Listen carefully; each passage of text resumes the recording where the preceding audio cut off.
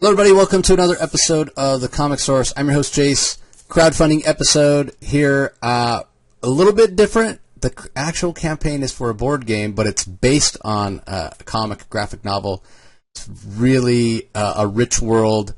I have one of the co-creators joining me to talk about it, Morgan Rosenblum. Winds of Numa Sera is the campaign. I'll start off by congratulating you. Initial goal of $10,000. And it's raised $129,466 so far. So clearly you have hit on something that people are interested in. So give us an idea of the world of what the Winds of Numa Sera is about, and then we can get into some specifics of kind of the mechanics of the board game.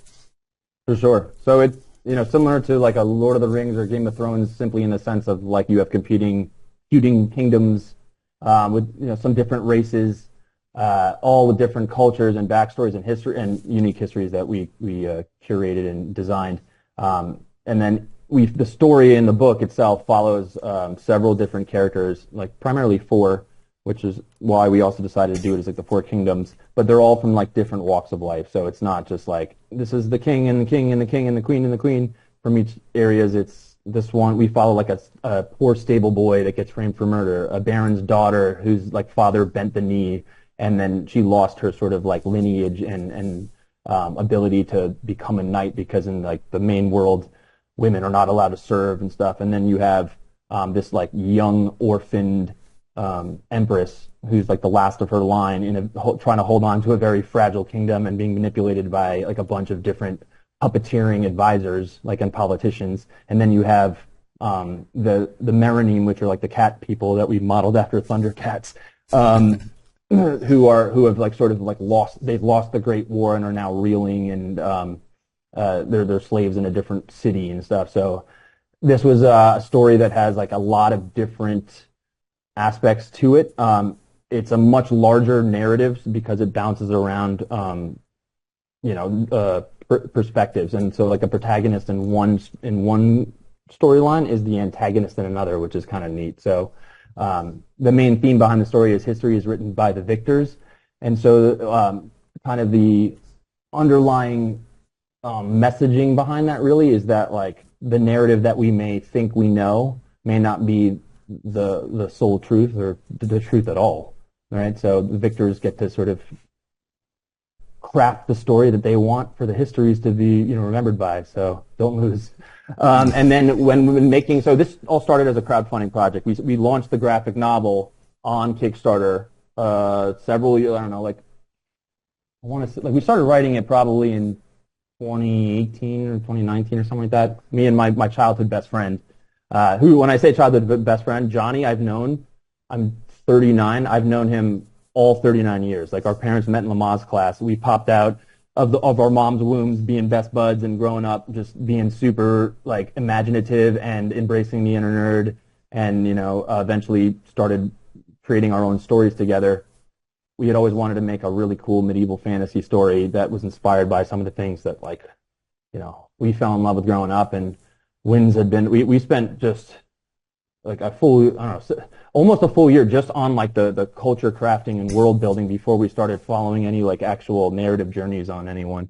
And then once we were like sort of finishing the graphic novel and showing to people, we started getting feedback like, yo, this needs to be a game, like a video game or a board game. We've done some work on video games and know how expensive that can be. And we've always loved board games and played board games, but had never made one. And we had all this like artwork, so we're like, well, that would probably be more doable, the board game. And so we started like looking into making a board game and made we kind of did it all wrong in the very beginning, right, like 5 years ago, and made it like look great first, but the mechanics were meh. And we brought it around to different conventions, had it like play tested, and we got some initial feedback, which was like, this game isn't very fun. So we were like, all right, well, what don't you like about it? What did you like? And so we just kind of like reinvented it and consulted with the right game creators that had done this before and really kind of helped us out, as well as like the play testers, and did that for 5 years and just iterated, retested it until finally the main feedback we were getting was, when can we get this? Like, I need to buy this now. And we were like, okay, we're finally there. And then we just launched it on Kickstarter. So I think the reason it's done so well is because we put in the work. Like, people knew about the game for a while because it's based on the graphic novel, so we already had that established. Even though it's sort of like a niche following, it's not like super mainstream. It's not like a Dark Souls adaptation or something like that, which everyone knows the Dark Souls video game. And then when the board game came out, it was like, yeah, well, duh. This was more like, oh, I didn't even know about the graphic novel. But there was enough people that knew about this and were highly anticipating it. So part of our marketing really helped us so that by the time we launched it, like everyone had known about it, that we wanted to know about it and jump on it. So yeah, we've been fortunate to have like a super successful campaign, and we still got 1 full week left. We're offering like some really cool exclusive items that you won't be able to get after the fact, like best pricing you'll get, because if and when this goes to retail, like it's going to cost a little bit more in the retail market than it will beginning in at the Kickstarter level. Plus, there's like special versions of the game and cards that you can only get during Kickstarter. So if you're interested, check it out now before it's gone. Yeah, link in the show notes for everybody to go and check it out. And I wanted to have Morgan on a lot sooner than this. It was because I had COVID. We had to delay. So, yeah, I apologize. There's only a week left. But if you're listening to this before the 16th, you have time. Again, go click the link in the show notes. Go and check it out. Like Morgan said, the artwork is absolutely fantastic. Super rich. A lot of sort of diversity, in what your choices, who you want to play, which not only what faction you want to play, but what character you want to play within that faction, and what have you. As far as the actual gameplay, Morgan, can you give us some examples of maybe some comparisons to other games that people might be familiar with? Like, what is the actual kind of mechanics of the game? What does it kind of feel like? So it's a game that it's 2 to 4 players. It's what's referred to as a kingdom builder or engine builder. So you control one of 4 kingdoms, and each kingdom comes with like a trio of heroes that you will get to sort of set as a line of succession. So think of it as like a lineage, and you can organize the order of in which they are get to be played as. So you can't play as the next one unless the current king or queen is slain or dies, right? So that's sort of part of the fun and the strategy of it. And there's multiple win conditions, which is also neat, which means that everyone isn't just trying to get to one victory condition or one way to win. You could win by being the best conqueror in the lands, right? You could win by being the best sort of like hand-to-hand combat hero, and like it's called the champion victory. The conqueror victory is obvious, the conquering strongholds. Champion is slaying other heroes, and then there's the legendary or the legend victory, which is you've unlocked a bunch of class titles. It's a jack of all trades type of win condition, where just by doing a little bit of everything, you've amassed a bunch of reputations throughout your rule that puts you into the history books of Aethera. And then the last one is master, where you can focus on a single skill and just develop it as far to like max out on it, and you become like the world's best martial artist or the world's best farmer, the world's best blacksmith. There's like 5 different ones you can pick, and that you can see it all the way through. So you don't have to win on a battle-based victory. You can win on knowledge-based and things like that. So it's a game that really offers you a whole lot of freedom, but it's extremely interactive. So it's 2 to 4 players, but everyone seems to think that the more people you get to play it, the more like crazy fun it gets, because one of the things we really wanted to make sure this game did is it made you feel like you were actually like a ruler, and that like in particular, right? So trading or negotiating is one of the functions of the game. It's one of the things you can do during your turn. You can be like, hey, I need, will you give me 2 coins so that I can buy this armor? And they're like, what do you want in exchange? So you can kind of trade off your assets, or you can promise actions or lack of action. I can say, if you give me 2 coins, I won't attack you until you're on your last hero, right? Now, the cool thing about the game is you do not have to honor that trade, right? Which at first we were like, should you be forced to? And then we were like, but in real life, right, if you would barter some peace treaty with like someone else, you could betray them, but then all the other neighboring kingdoms, aka the other players that were playing with you, would be like, don't trust that guy. He breaks his word. Right? And so we thought that was kind of cool. So you can strategically kind of wait to break your word until you're on like the very end of the game or whatever, or not at all. But it really creates that thematic play and that kind of take that effect. It's got a player versus player element to it. So you can be like in your own little zones, turtling up, trying to just build, but other players may say, not so fast, I'm going to come and attack you, so because you're getting too wealthy and smart just by focusing on your forces. So it's like we always say, it's like plan to prevail, adapt to survive, rise to be remembered. Right? So it's like how you may have a plan that you want to execute, but like things will affect that plan, forcing you to kind of shift and change. And then ultimately it's like how you react to those circumstances that allows you to rise and win the game by being the first. Because it's a race. It's the first one to achieve any of the 4 victory conditions wins the game. So the turns are pretty fast. It's got that RPG type vibe because you can get tons and tons of equipment to like equip to your hero. You can level the hell up through like skill points. Every faction also has like a unique skill tree or tech tree. So like you can build up and like they're all different. They all play differently. One faction might be better at attacking other heroes, but really bad at defending. One might be really good at earning money every time they build. Another one might be really good at like scavenging for items and things like that. So we really made each one feel unique. And if you've read the graphic novel, Jace, it'll definitely heighten the experience. But because you'll be like, oh my God, these characters play like they feel in the story. Mm-hmm. But you don't have to read it to play the game at all. Like it stands on its own completely.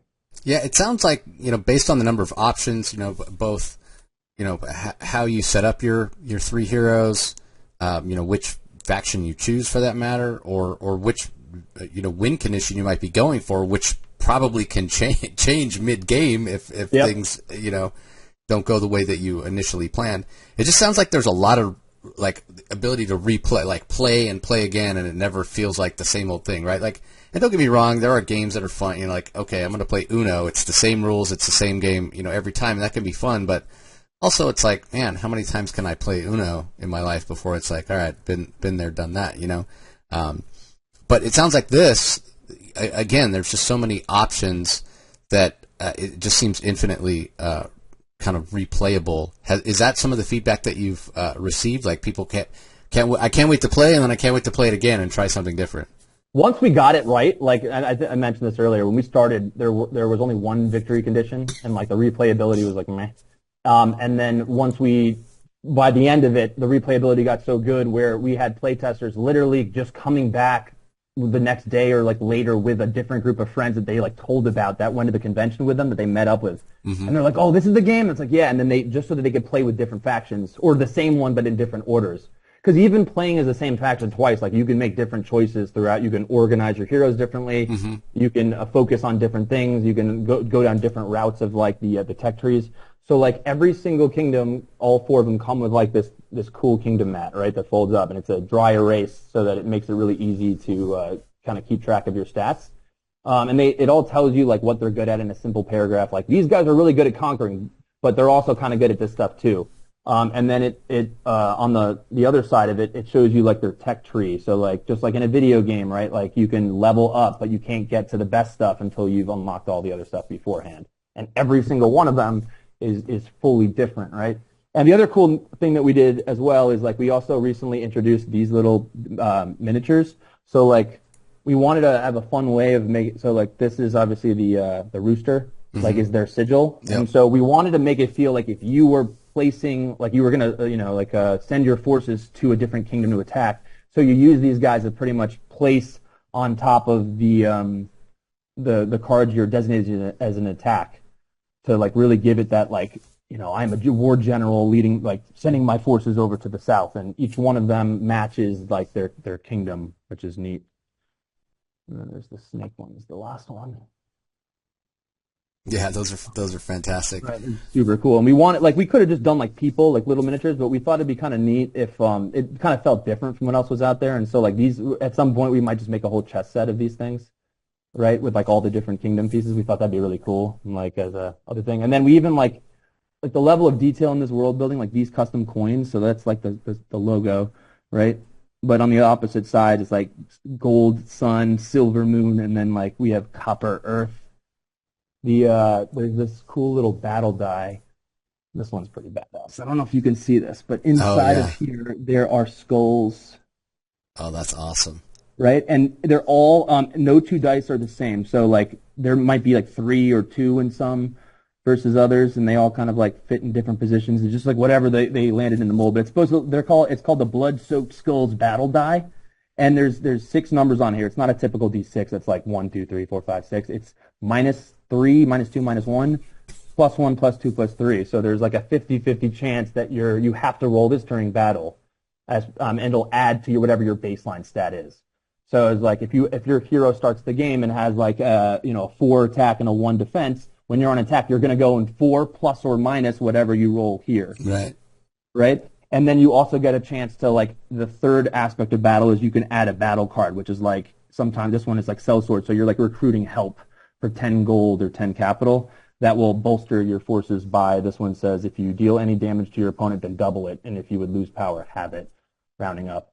So, like, there's cool ways to manipulate this little thing, and you can get certain items and artifacts that will literally say, like, treat all numbers on the battle die as positive. So if you rolled a -3, it's actually a +3. Yeah, that's so great. It's all cool ways for you to feel like you're like luck plays a role and randomness earlier on in the game, but the better you get at it, the more you can manipulate your luck, which is really fun for us and I think players in general. But to answer your question, yes, the replayability's been great. That's probably one of the best things about our game is that people just want to keep playing it and playing it again.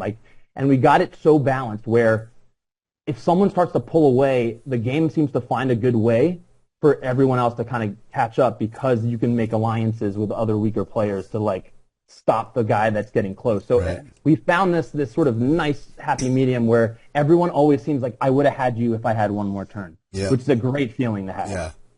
Yeah, well, I was 1 turn away. I could have won. Yep, I would have had you. Let's play again. Go again, come on. I know what to do this time to get you. Yeah, exactly. And the games are fairly short. I mean, if you look at the table presence of it, people think it's like this heavy game.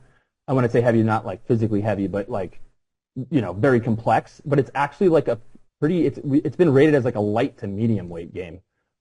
There's just like a lot of customizations to it, a lot of intricacies, but like, so you'll learn it after 2 quick turns. You're like, oh, I get it. Not only that, but like even on the kingdom boards themselves, it tells you what to do during your turn. So you don't even have to keep going back to the rule book. You just go through this checklist. It's like, okay, start a turn axis. Next, I have to explore. Okay, part of your turn, you're always exploring. So you have to draw like sort of like from a chance deck, and it's like encounters. It's like what happens, and you might find something good. You might find like an item or artifact. You might find something bad, like while you were camping, you were attacked by raiders. But we also added choices to all those, so it can be like, either give up 2 capital or give up 2 life points, or something like that. So you're always like making decisions as far as like lesser of 2 evils, even in bad situations, which is something that we learned from players. They were like, yeah, it sucks when something bad happens, and I still feel like I had no choice over the matter. It's just random. So we're like, cool, if something bad happens, we still give them a choice. Right. Yeah. Right? So it's like, what do you want? And even if something good happens, you found a treasure chest. Now you can either take in 5 gold or you can take in 10, but everyone else also gets 5. Yeah. What do you want to do? Right? So it gives you that nice like balance of, cool, I get my choices matter, but I don't have like decision paralysis from like, I don't know what to do. Yeah, exactly. Well, as I said, everybody, it's already been fully funded, so if you back, you're going to get it. What's the time frame, Morgan? When are you hoping to have this in people's hands? We said May, but it might wind up being sooner than that. Like the game's fully done, which is great. So like if I were to like bullet point or just kind of like time code the key milestones, Kickstarter ends this coming Friday, right, 16th, August 16th. Then we open up the pledge manager, so like that gives people a small window that may have missed the Kickstarter to still try to get in before we put in our print order to manufacturers. And then, during that window, we're also like just doing one final round of proofreading and things like that just to make sure everything is great, and then testing all the prototypes one last time. Luckily for us, like the version that we've displayed and sent out to reviewers and stuff is the final version. So it's just a matter of like doing our like final checks, to make sure that everything is perfect. And then it goes to production, I think, in like October or November. And then at that point, it takes a couple of months to actually manufacture, the thousands of pieces and game units. And then it goes on to like the shipping hubs around the world. I think those arrive in like March, and then it goes to people. If we can get it to people sooner, we will, absolutely. Like we just want to make sure that we're not rushing for the sake of rushing and then missing some stuff. But this game is done. It's definitely, like, this is not our first rodeo. It's my 4th Kickstarter. and we've fulfilled all of our orders before. This is definitely our biggest one, but we also have a lot more partners now. Like, we're more seasoned, so like we made sure that we have like our distribution partners and manufacturing partners and everything already set up and ready to roll. So we're ready. Yeah, so all that, everybody, to say you can bid with confidence. Again, there's about a week left as I'm releasing this. Really wanted to get it sooner, but, you know, life happens. But definitely go and check it out. There's a link in the show notes. And I'll mention, as I always do, because, I mean, for a board game, especially one with this amount of replayability, it's very affordable. It's, you know, base game is $60. Plus, again, like Morgan said, there's a chance that this will be in stores, you know, at a later date, but it won't be this version with all these add-ons, stretch goals, that kind of thing. So the value is really there. But that being said, maybe this sounds like it's right up your alley. You would love to join, but you just don't have the means. We get it. We understand times are tough for everybody right now. The other way you can help out, you know, not that they need to hit the stretch goal, because like I said, they already have, but help out your fellow gamers. Help out anybody else you think might be interested, and it does help out the campaign because, you know, even though it's already funded, you know, the more funding, the higher profile, gets more eyes on it, you know, the better chance there can be a sequel and that kind of thing. Yeah, that's the other part. Not even just for the board games. Like, we have expansions planned already, but yeah, like, exactly. If we can eclipse like 200,000, at that point we can start putting money that we make on top of that back into the graphic novel to continue volume 2. So like, the graphic novel is what started everything for me. Johnny and I wrote it as a 3-part, like as a trilogy, right? So the first book is 224 pages, and it's chunky and it's good, but it's just by the end of it, we've had a lot of people say like, "Oh man, I'm just getting into it now." You just like started getting into the character, like now I need more. And we've always planned for the rest of it, but making a graphic novel is also very expensive. So, you know, I saw like a Reddit article out there where it was like, this guy just cares about like making a one and done and going on to the next thing. I'm like, no, you couldn't be more wrong. Like, I have a tattoo of that purple chick. You see her? Right on your screen, like on my arm, at the very top or whatever. It's kind of faded, awesome. But anyway, like I'm all in on this series, and it's just that we like, unfortunately, we don't have a whole lot of financing. Like even the 128,000 that you're looking at right there, you're like, oh, they're crushing it. Yeah, we are crushing it. But do you have any idea how much it costs to like make this game, pay the artists, go to convention tours, to like where we had to take flights and stay at hotels and rent booths and stuff like that? Pay consultants to get their feedback, proofreaders, artists. We worked with the best artists. There's no AI used in our game, right? So like these things cost a whole lot of money, and I would love nothing more than to keep going on the same IP and the same thing, but like as a way to hopefully kind of grow it, where we do this sort of transmedia approach where we are like, okay, we started as a graphic novel that appeals to, you know, comic readers and graphic novels, but now there's another group of people in the board gaming space that, you know, this world would serve very well to be turned into a game. We create that, and then hopefully that also now has been bringing more light back on over to the graphic novel. So, for example, the collector's edition, which is a Kickstarter exclusive, comes with the graphic novel, right? So like that, and we have to buy those graphic novels from Dark Horse, which in turn helps our sales. So we're taking like a less profit margin, but we're fine with that because it counts towards the Dark Horse sales, which hopefully will help lead to them being like, cool, we want to order the second volume in the series. You know? Yeah. So, exactly. So it all is connected. So if you want to back this project, the 3 things, you're going to get the best pricing you will get. You'll get it before any retail market. So if you're like, I'll just wait until it comes out in the retail market, okay, you're going to be waiting a lot longer and you're going to have to pay more. And then the other thing is like, if you really are big comics fans and you like the original graphic novel, helping backing the board game Kickstarter will actually in turn help the funding ultimately for the graphic novel. Yeah, and again, everybody, we understand if you just don't have the means as much as you would love to, partner up with some friends. You know, go in, 2 or 3 of you, and then you can lower your costs that way. Or again, maybe you just can't make it work. The other way you can help out is just share it on social media. Let your gamer friends know. Let your comic book fan friends know. Hey, there's this amazing game in this world of the Winds of Numa Sera graphic novel. It really sounds great. Here, go and check it out. Just spread the word because, again, there's a very limited time left, and we want to be sure that anybody who wants to be able to join the campaign and has the means to join the campaign has the opportunity.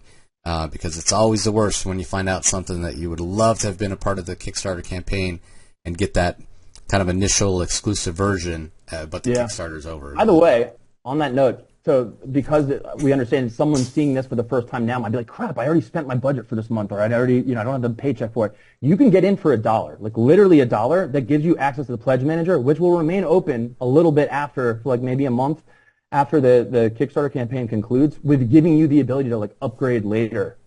So like put in the buck now if you're like kind of unsure. Worst case, like, okay, you like spend $1. I think you guys can get over that. Yeah. And then best case, it's like, cool, now it buys you more time to then like upgrade to another version later, or find, like you were saying, Jace, get some other friends on board to like kind of get in on a package deal or whatever to get the game. But this is definitely something that I think, like, even for like casual gamers, you will love. Like when we were testing it, we've had people of like, like 3 generations, the grandparent, the parent, and then the kids, like all playing together and getting it and liking it. And then like having a blast, and that was cool to see, right? Because like we weren't sure that would work, right?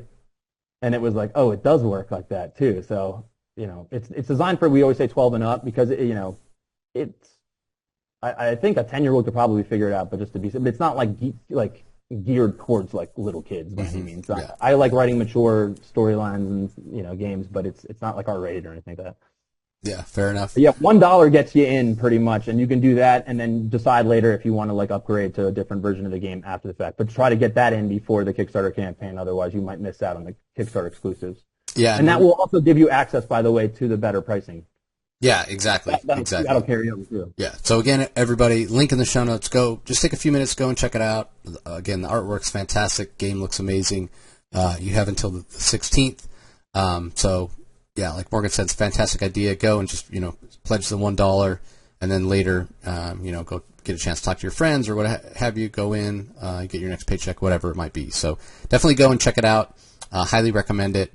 And I'll put a link to Morgan's publishing company in the show notes as well.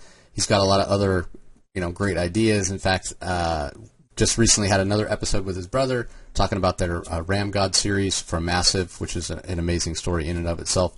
So highly encourage you guys to go and check it out. And again, as we're winding down here, yeah, there's Ram God. If you're watching us on YouTube, you can see that amazing cover there. So yeah, be sure and go and check out that episode as well. A lot of great information about that series. So as we're winding down here, Morgan, any last thoughts for our audience? Well, thank you guys for watching this all the way through. And just know this too, as far as the Kickstarter goes, like I'm huge on community building and like engaging with anyone that's interested in this stuff. So we constantly share like behind the scenes stuff that we're working on, like in real time. So like sometimes it'll be like, hey, we're thinking between these 3 cards, or like these 3 character designs, like help us pick. Which I think it like is a lot of, based on the feedback we've gotten, like, people love that stuff, because like I'll put polls up on like Facebook groups or like via emails or whatever, and you guys can weigh in if you want on things that you like best, and those will make it into the game. And sometimes the people that are most involved or that are like helping us the most, like we see that stuff, and we'll reach out to you guys and be like, yo, we saw that you've been like really become an ambassador for us. We'll send you like some cool like signed stuff that no one else has, which is kind of cool too. That's awesome.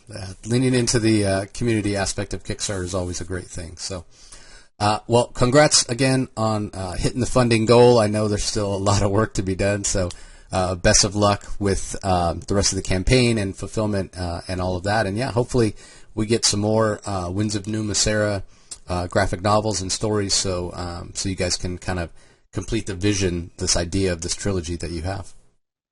Thanks so much. And to all you listeners and viewers on YouTube, we want to thank you as well. We appreciate you joining as always, and we will talk to you next time.